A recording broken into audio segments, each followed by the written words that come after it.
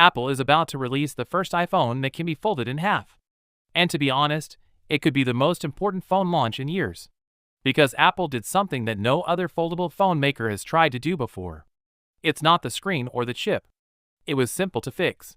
Stay put, this one is different. Leaked fake units have been found, and they look like the real deal. The A20 Pro chip powers the 7.8 and 8-inch screens inside the iPhone Ultra, as well as the 5.5-inch screen on the back.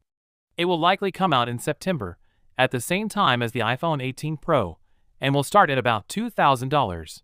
This is where things get interesting. Right now, every folding phone on the market is pretty much impossible to fix. Ribbon wires that break easily, tight interiors, and parts crammed in wherever they can fit. Apple told us, "Not on our watch." People have said that the internal design is both elegant and sensible. This is the easiest foldable to take apart in its class thanks to a smart stacking system. The motherboard is now on the right side, which lets the wires run straight up. There shouldn't be any complicated route across that delicate hinge.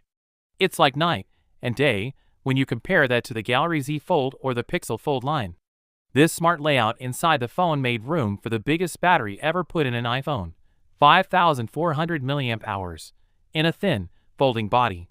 Apple changed the volume buttons to the very top of the phone, not the side. Why? Since the motherboard was on the right, there was no way to run wires across the hinge. Moving the buttons up keeps the inside of the case clean. And really, it makes sense when the tablet is in landscape view. But there's a catch.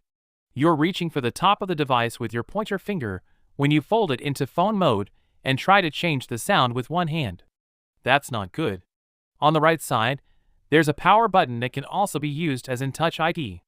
It has been revealed that there will be an eSIM-only configuration option and a dedicated button for controlling the camera. Apple clearly put the iPad mini's experience first when it was in landscape mode, and was okay with a trade-off in phone mode. It does two things at once. Giving in is part of the deal.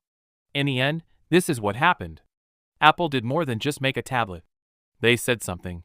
Tablets that are reparable, flexible, have a huge battery, Touch ID, and are designed with the user experience in mind. Whether you don't like where the volume button is placed, the tech behind this is truly impressive. September is coming up fast.